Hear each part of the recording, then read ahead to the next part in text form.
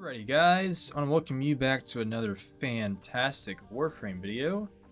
In today's video, I am going to play this game like it was 2017. I know it's a very weird thing to say, but around 2017, 2018, I think this game was in its prime. You know, this game comes out with updates every so often. Most of the time, the updates are bangers. Sometimes they are just garbage. I mean, look at the last update for this game. We had a side quest, or it wasn't even a side quest. We had a quest that was like 5 minutes long. Like, there are times where I just miss the old days of this game. Now, I know you can say, well, why don't you just go back and play those missions? Yeah, I could, but there's a different feel to this game now compared to how it used to feel back then. I can't quite put my finger on it, but, you know, of course, throughout the years, this game is going to be updated, and it has, which is great, but I am a sort of reminiscent person, you know? I like to think about the old days a lot. Back in the day, me and I'm sure a lot of people used to run a survival frame such as Nidus or Inaros, and we would basically do like an endless survival on Mott, and I'm sure a lot of you guys probably used to do the same thing, and that's what I'm going to do today. I'm just going to play a couple minutes of Mott. I'm not going to do like an hour or anything. You know, I'm just going to do like 10 minutes maybe or something like that. But I'm just going to show you guys my class before I do any of that. Usually I would run Nidus with my deluxe skin, but in today's video I actually came up with this kind of interesting Spider-Man Web of Shadows Venom, if that makes any sense. I'm going to throw up a screenshot, but in that game, Venom, he was really big, first of all. He had his white spider like basically wrap around his chest all the way to his back, just like the OG Venom. Pretty much like any Venom. But in this case, Spider-Man Web of Shadows Venom actually had a lot of purple hues to his color palette, which is kind of cool.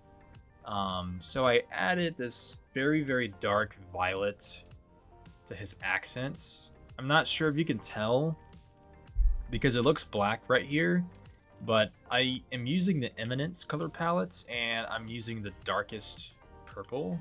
But I will show you his class build right quick. I'm using a full set of Molt Augmented, and then a 4 out of 5 Arcane Grace. And then here are the mods. I got full Umbral Nidus up in here, and an Archiplasmor up in here. I got Primary Merciless. All those crazy galvanized mods. Honestly, if I could forma this one more time, I could probably max out these galvanized mods and even Prime Ravage. I'd probably have to forma this at least 2 more times. Actually, probably like 3 or 4, but I'm not going to do that right now because it's kind of a waste of my time. Also, did they change the colors for these elements? That's actually kind of cool. I like that. You know what? Screw it. Steel Path it is, baby. Let's get into this. So I like how I just said that I missed the old feel of this game, but I'm literally playing on the Steel Path here. We're not going to talk about that, but regardless, I'm just going to play some survival and talk about some random stuff, you know? Life support has been cut off. They're trying to choke you out. I do like that purple. It actually looks pretty nice. Auxiliary life support. Alright, let's get into this. Nidus used to be a frame that I mained back in the day. I used to only play this guy, man. Like, Nidus was really good. He still is really good, you know. It's just that he's kind of a slower paced Warframe. You know, you could take, let's say, Nezha, for example. You know, he's like a fast Rhino. He's just a much faster paced Warframe. And I will say that throughout the years, this game has progressively become a fast-paced game. I mean, if I'll be honest, Warframe has kind of always been like that, but most of the frames were just kind of slower, so to speak. You know, you got Warframes like Nezha, you got Vault, you got all these Warframes like Titania, you're just flying around the map, just exploding everything with the Tsar, and the Kuva Brahma, all those crazy weapons. You know, back then, we only had the Toncord, you know? That was pretty much all you had was the Toncord. The one thing I will say, though, I think the last good update for this game had to have been the Jupiter rework. I know that kind of sounds ridiculous, but I personally think the Jupiter rework was the last solid update. I know that was years ago, but I mean, hey, it's just my opinion, you know? I'm not gonna lie, I hope I don't die here, because these enemies are extremely tanky. And we're getting clapped up in here. But let's be honest, though. These higher levels are what you want Nidus to be in. Nidus wants to be in these higher levels. You know, he thrives off of high-level enemies because it's just kind of the way he was built. Or not built. Designed, rather. You know? But, you know, I'm going to mention a few YouTubers that I actually used to watch a lot of back in the day. I used to watch Life of Rio. He was like an OG. I'm not even sure if he still makes Warframe videos. I think he does. But I used to watch him a lot back in the day. I still watch Brozyme. He is, as far as I'm concerned, the only Warframe YouTuber out here. I think he's like extremely knowledgeable. He knows basically everything about this game, and I think he's extremely valuable to the Warframe community. You got Brozyme, you have a few other Warframe YouTubers I totally forget the name of for some reason. Like I said, I am kind of bad with names, so I do apologize for that. If you're used to, you know, Nezha or whatever, or even Goss, man. Goss is insane, you know. I actually main him right now. He is my favorite Warframe at the moment. I used to main Nezha for a long time, especially when his deluxe skin came out. His deluxe skin was absolutely amazing. It still is. It's one of my favorite deluxe skins in this game. Nidus being my #1. Nidus Deluxe is just amazing. I think it's the best deluxe skin ever. Oh crap, I forgot about the Acolytes. I actually forgot about them. I might die, depending on who it is. I hope I don't, though. Because one of them actually deletes your abilities, and that's a bummer. Oh, he's dead. He's dead. I forgot I have that one arcane that boosts all of your ability strength. I think it's Molt Augment or something like that. That's something we didn't have back in the day, which, honestly, if we did have that back then, it would have been absolutely busted. I still think it's one of the best arcanes you can get in the game. I think it's fairly pricey, too, on the marketplace. Oh, we're about to die. Well, not die, but you know what I'm trying to say. Let me get these health things, life support.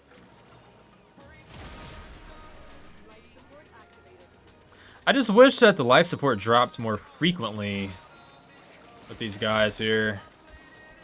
If I was playing Necros, that would not be an issue. Again, I also used to main Necros back in the day. I wish this gun shot a little faster. I just think it shoots way too slow. You know, if you're playing with, let's say, Gauss, that's really not an issue because that dude increases everything. It's actually crazy. It's really nice too because it makes this gun shoot a lot faster. Hold on. Oh, I died. I think he... Oh, Did you see that? Did you guys just see that? That's the Acolyte that throws that stupid magnetic field around you. I hate when that happens. That's how I die twice right there. That thing gets me every time. Like, I kid you not, I could literally be, like, deep in a survival mission with, like, Neja or somebody. And I forget which Acolyte spawns the magnetic field. But when he does that, I literally die instantly. And I get so upset. I can't stand Vor, bro. He is a piece of crap. He is so garbage. He is still not dead? What in the world? That's crazy. Oh, crap. I'm gonna leave it 15 minutes. Why does Boar still even exist in this game? He is like the most lame enemy in this entire game. I kid you not. I love when you can get them against the walls because then you can just spam the two. It helps out so much. You can't go too long without killing people because then your stacks start to go down a bit. Specifically for the galvanized mods because you gotta constantly get kills. You know, you can't wait too long. But I mean, look, I haven't died once. And I lost some stacks there because I died technically. You know what I mean. I haven't actually died. Because Nidus is just that good.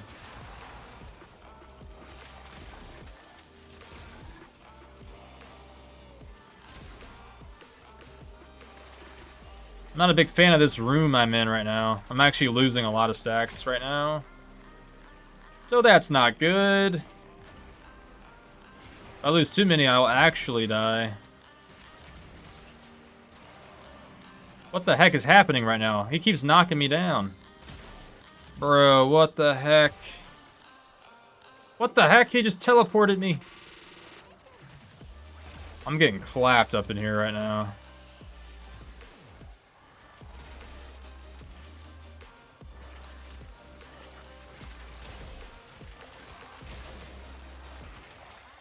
Oh my gosh. Okay, it's 15 minutes. I'm gonna leave now. I'm having too much fun.